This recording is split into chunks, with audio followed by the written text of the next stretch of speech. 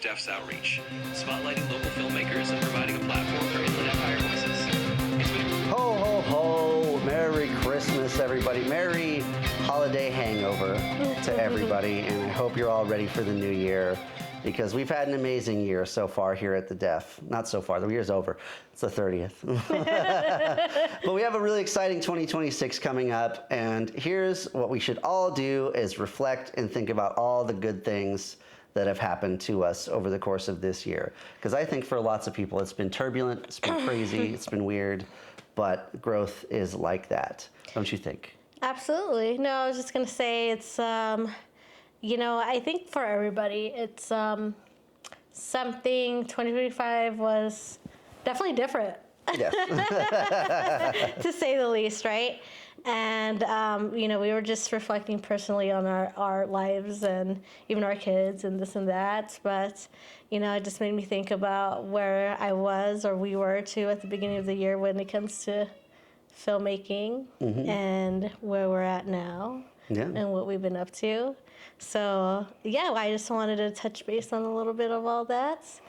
So there's been so much. It's been really bizarre. Let's think of where did we start the year off at? Like in January kind of thing? Gosh, January, I was still working with my kind of older crew, and there was definitely like a weird shift, a fallout, it happens. And so I was kind of left with, and this is way before the start of the nonprofit, but, baby, come here. Miss Sterling. Obviously, we're at home right now, and a little bit of a different background. We have one sick baby here. Yeah, it's a little different today, but it's time to change it up too. I think it's time to add some stuff to the podcast, but this one's gonna be more informal. You'll notice no separate angles. We're not time coding anything, we're not multicamming. We just wanted to talk about it and bring you into the home. Right. Instead of looking at our curated podcast studio, let's bring everybody into our house before we have to throw our beautiful Christmas tree away tomorrow. A beautiful dead for Christmas tree. It's okay. It's still pretty. What happened, baby? Come here. Awesome. Okay. All right. Take two.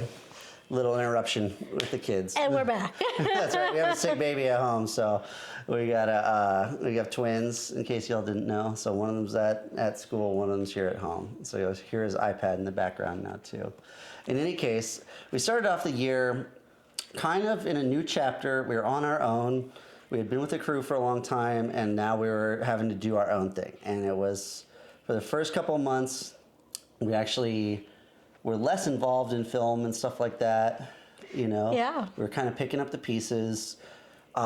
January, kind of hanging out, but it really is like February, we went to Japan. That's right. I forgot about that. We spent, 9 days in Tokyo. Was that February or March? It was the February 28th. Oh. Yeah, and to like March 10th or something. I don't know. But we spent a good long trip in Tokyo. It was amazing. We took the Shinkansen to Osaka and saw Universal Studios there. Universal Studios Japan's awesome. It's so great. 10 out of 10 recommend. Absolutely. Everything about Japan was great. Yeah. We got back from Japan, and this is kind of mid-March, and then we worked on a film with our friend Havo Aguirre, and Cindy and I acted together in that as an abusive, dysfunctional couple. So it wasn't really acting. We were already method in that, right? And that's about to come out, and right now the title is Silent Night, and it's a Christmas movie.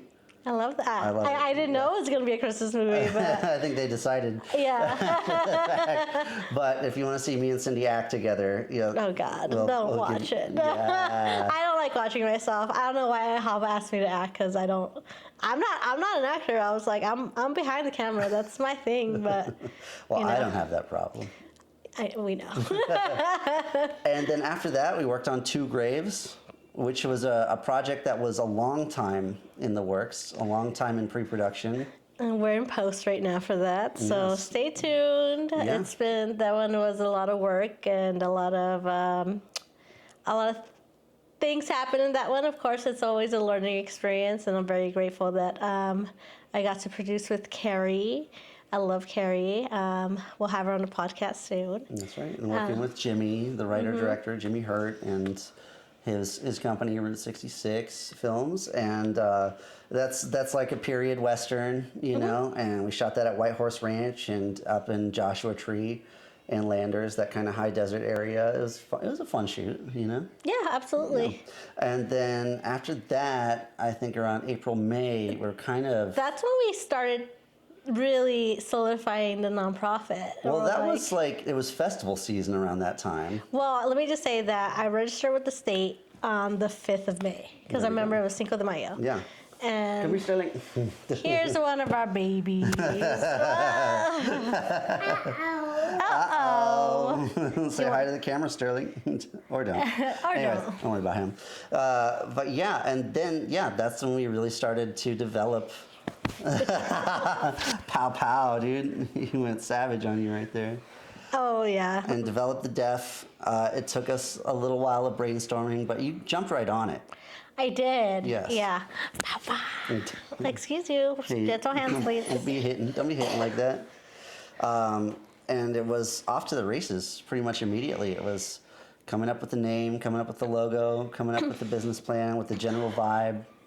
Yeah, absolutely. And I think the first opportunity and what really kicked us off was actually attending Chicano Hollywood, because I did have a film that I co-directed and Casey starred in, which was called Extra Hearts, which was done with our old crew. And, you know, it was such a fun film, and I really enjoyed it. And of course, you know, I submitted to Chicano Hollywood. And the funny story about that too, I think that, because I had kind of tried to do a festival run with it, and you know, things happened, and that was literally the last thing I submitted to. I was like, you know what? And I had been like given so many no's in film festivals. Film festivals are tough. The acceptance rate, it's tough to get in. Yeah, I think a lot of people have the thing that like, oh, we're gonna submit it to this festival, like all these big ones. And, you know, I guess a lot of people don't talk about the rejection when it comes to film festivals and how that's a pretty big thing. Like, it's pretty common. It can be quite discouraging taking the L a lot, you know? I think it's like 25% acceptance rate is like normal. Is it? Yeah. I thought it would be lower than that sometimes. I don't know. Depends on the We'll film festival. Check that. Yeah.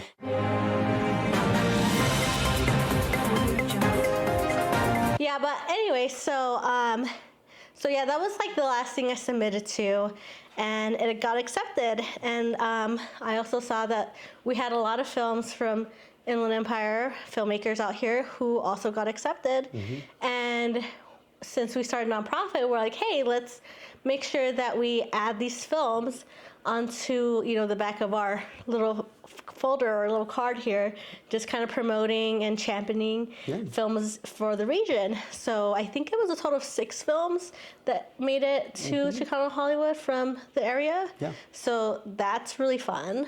And yeah, no, it was great to see, and it was such a great festival, especially for like the first year. Like the vibe was just, it was a great vibe. Yeah. Let's just say that. Yeah, it's Chicano Hollywood Film Festival is great, and I've said this a bunch of times, but it's that I've been to a lot of festivals now, and I don't think I've ever seen one where people are showing up at 8 in the morning on a Thursday, Friday, Saturday, Sunday, and staying until like 10, 12 at night. Like, it's because all the Mexicans went. That's you know right. what I mean? We get there early and we stay late. Oh, you get there early, do you? Oh, no, I mean, we kind of show up. Well, we show up, but guess what? We're going to stay there until the end. Right. We made a lot of great connections, a lot of friends who we're still talking to all the time over there. And for me, it was also getting closer to Johnny and Francisco with Chicano Hollywood. So whenever you guys can come on. Come on the podcast, guys.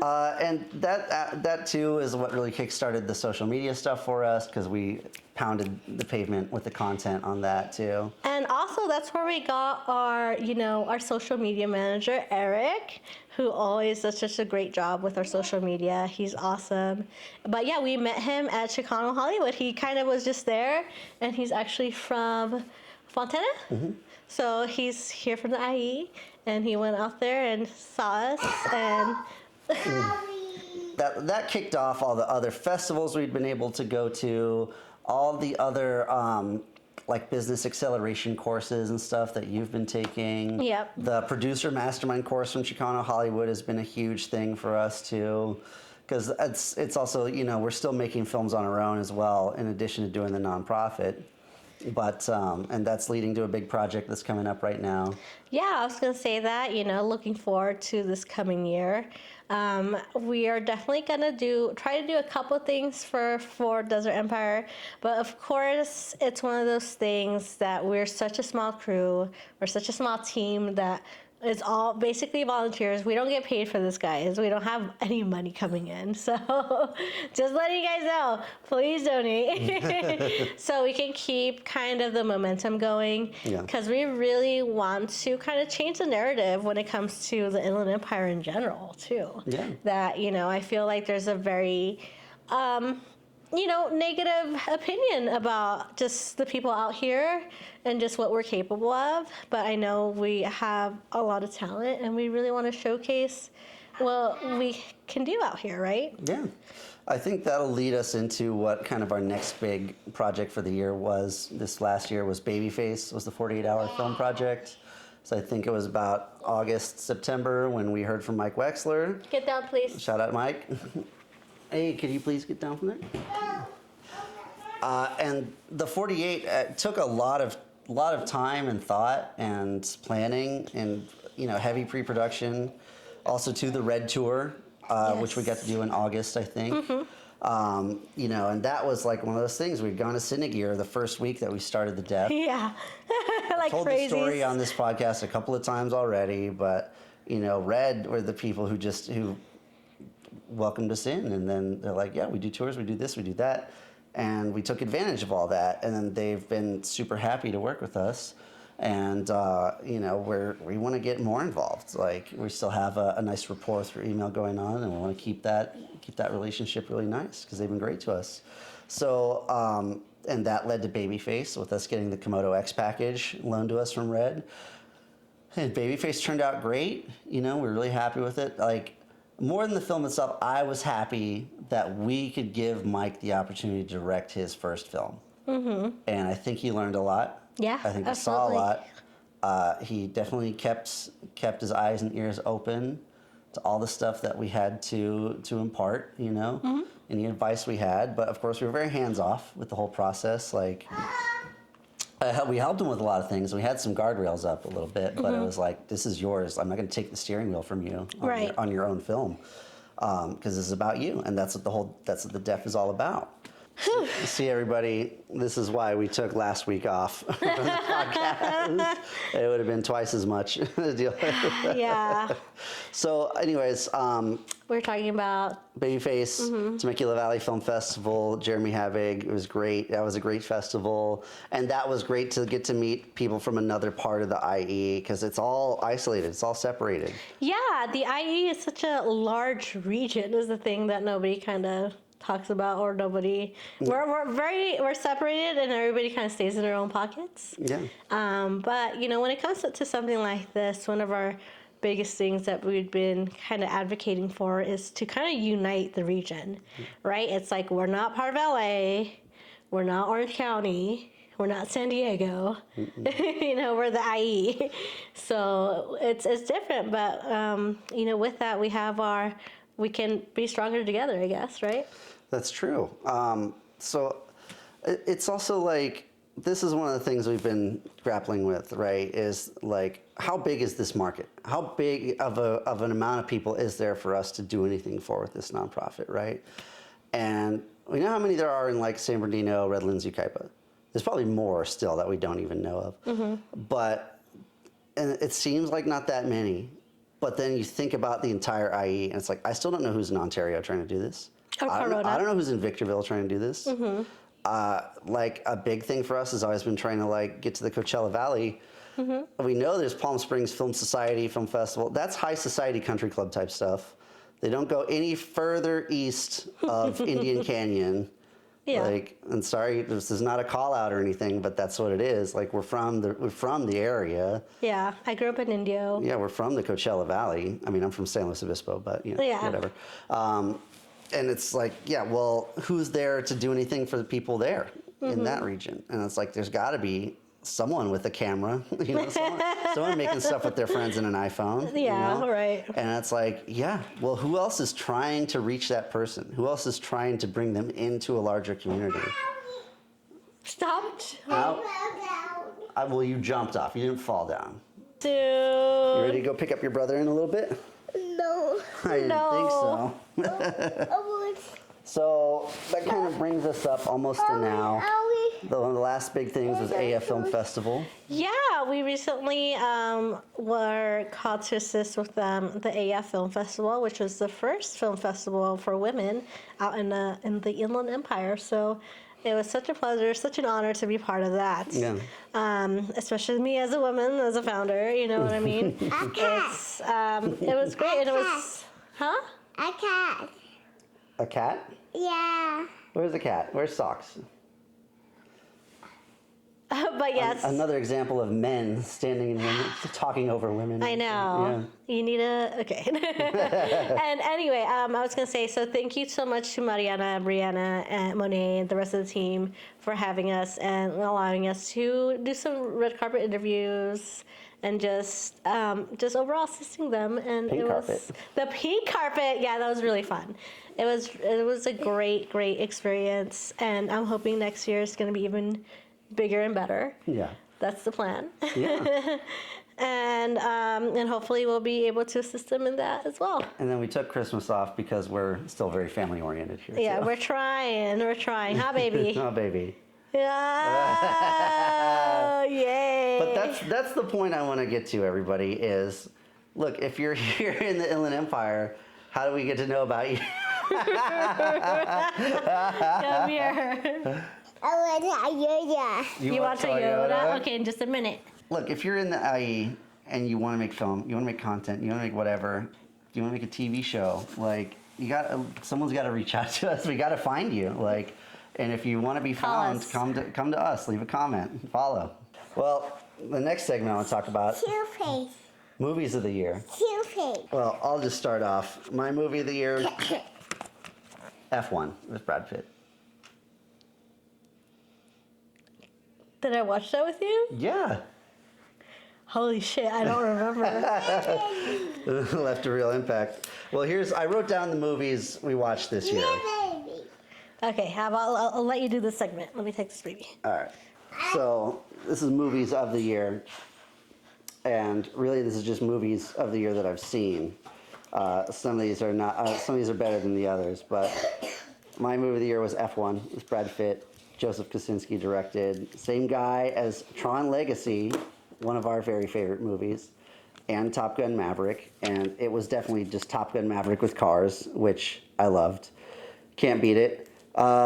Next up, One Battle After Another. I'd give this like a 7. Everybody flipped out over it. I thought it was pretty good. It wasn't like the most amazing movie I've ever seen.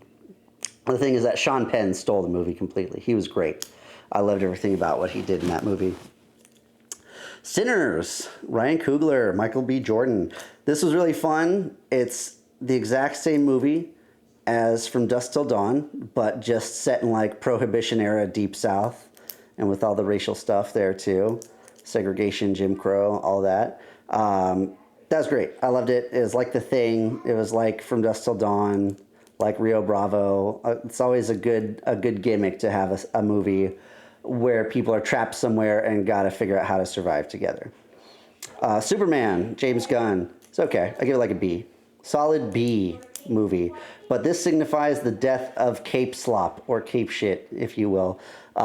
It's Superman. There is no bigger superhero. Really, Superman is the example of a superhero. It's the most basic. That's what it all boils down to. And definitely the OG, but it was just kind of okay. Like, it was fine. And then Peacemaker, I couldn't even watch the second season of Peacemaker. I don't think James Gunn was really the guy to right the ship of DC. Naked Gun, Seth MacFarlane and Jorma Taccone. I thought it was fun. You know, it kind of lost me a little bit at the end, but it was really funny. Pamela Anderson was perfect. Liam Neeson was great. I mean, and I love David Zucker, but it pissed me off that they gave David Zucker zero involvement obviously it's like you make a movie with someone and it's like the studio or the distributors essentially own it, and so David Zucker got kind of left out in the cold, and I thought they should have at least had him involved, but it did have his whole structure of 3 jokes per page. Like, it had that same punch and it had that same rhythm. Original Leslie Nielsen, Naked Gun, it's classic. It's one of the best comedies ever made. I've seen that and Basketball 1,000 times each. All great. 28 years later, I was pleasantly surprised by this. I thought it was going to be really crappy, a weird tacked on end of the trilogy after 28 months later. Didn't really have Danny Boyle involved, I don't think. Some other director, I forget who it was. But 28 years later, it was pretty good. The whole iPhone gimmick was all right. Like, it looked fine in the daytime, but then all the scenes in the dark looked terrible. But, I think it's always cool to see something shot on an alternative format, or something everything's shot on an Arri Alexa, basically. Like, everything you've watched in the last 10, 15 years. A few Reds here, Panavision, Sony Venice or whatever. Like, yeah, all that stuff is there, but really, like, 80+% of everything you've seen is with an Arri Alexa. So it's like, you know what? At least they're filming with something different. Like, at least the creator was with an FX3. At least Tangerine and this were with iPhones. And it's like, I'm glad to see things at least look a little different. My favorite thing was Ralph Fiennes as sort of the druid doctor. Like, it was all sort of a return to medieval England. I kind of like that vibe of 28 years later. K-pop Demon Hunters, this is probably tied for best of the year with F1. Definitely the kids, like, look, my kids are at that stage where they listen to everything a million times over. Like, all the kids' music, all the Blippi and Miss Rachel, this, oh my God. Once they finally started listening to K-pop Demon Hunters, I was like, you know what? I can listen to this over and over. I'm fine with that. Like, I've listened to the soundtrack way more than I've watched the film. Film's fun, really good. Soundtrack's great. Probably soundtrack of the year. Tron Ares, next one. Everybody was going crazy about the soundtrack for this, for Trent Reznor, who was the executive producer, Trent Reznor and Atticus Ross. So they had no bosses telling them what to do. And I'll tell you this as a composer. Sometimes what you should always do is you should stick to your guns and do whatever you wanted to do, and never mind all the kickback and pushback you get. Like, you know what the music is supposed to be like. Granted, you do want to work hand in hand with your director and all that kind of stuff, but they should kind of defer to you in some of this stuff. And one of the things I heard at the Night Temple, which is like a composer group thing in LA, is they had a speaker there, and he was like, your job isn't to just put music to picture. As a composer, your job is to enhance the film beyond what anybody originally thought was possible. And that means you have to go from here. You have to go from here. You have to stick to your guns. Now, I think that worked against them in Tron Ares, because everybody was going gaga for the soundtrack. And I was like, look, I've messed around on synths and made stuff that sounds exactly like this before. And it sounds to me like this is all like first draft stuff. Like, they're just like, let's just jam on it. Compared to the Tron Legacy soundtrack with Daft Punk, which is an all-timer, great synthesizer, sci-fi soundtrack, which of course involved them putting in a lot of work, and they constantly revise and edit and redo things. Like, I thought it wasn't nearly as good. Now, everybody went to see that movie because of the soundtrack. And, like, the movie is okay, is fine. You know, it wasn't offensively bad or anything. It wasn't nearly as good as Tron Legacy, and it should have been a sequel to that, I thought. But that's my hot take of that whole thing. Last film of the year, and this is timely because it came out in the wake of this news, but Spinal Tap 2. The end continues. Spinal Tap 2. I got to go to the premiere of this at the Egyptian Theater in Hollywood with my dad, because he's friends with Christopher Guest, who plays Nigel Tufnell in Spinal Tap. And it was a whole, red carpet thing, and press and media and all that stuff. And I'm like, not really anybody, you know what I mean? Like, they're not going to take my picture over there. But it's like, it was cool, lots of celebrities and stuff, whatever. And Rob Reiner directed it. And of course, we all know the sad news about Rob Reiner and his wife, and, how all that went down. Spinal Tap 2 came and went without much remark. The original Spinal Tap, of course, as you all know, is the inventor of sort of the mockumentary style genre. Also directed by Rob Reiner. You know, the whole film was improv essentially, which laid the groundwork for stuff like Curb Your Enthusiasm and all of Christopher Guest's later movies like Best in Show and Waiting for Guffman, which are all classics. If you haven't seen them, you got to watch them. So, and Spinal Tap 2, against all my expectations, was actually really funny. Like, I did not expect it to be good, and it was actually really funny. Was it quite as funny as the first Spinal Tap? Maybe not, but it was on par. And it did not feel like it didn't feel old and hackneyed and corny and trite and trying to dredge up something. Like, they waited till they had a good idea, and then they made it, and it worked. And I think everybody should watch Spinal Tap 2. And if you haven't seen Spinal Tap 1, you got to watch that too. That's movies of the year right there. And that was 2025. And then 2026 for the DEFF is just going to be really exciting, a big deal. We'll be announcing some things very soon about what our plans are going to be. So stay tuned. Thank you all for watching the podcast. I'm sorry that Cindy got pulled away by Sterling. And it's almost time to go pick his brother up from school right now too. But we love you all. Merry Christmas. Happy New Year. Mwah.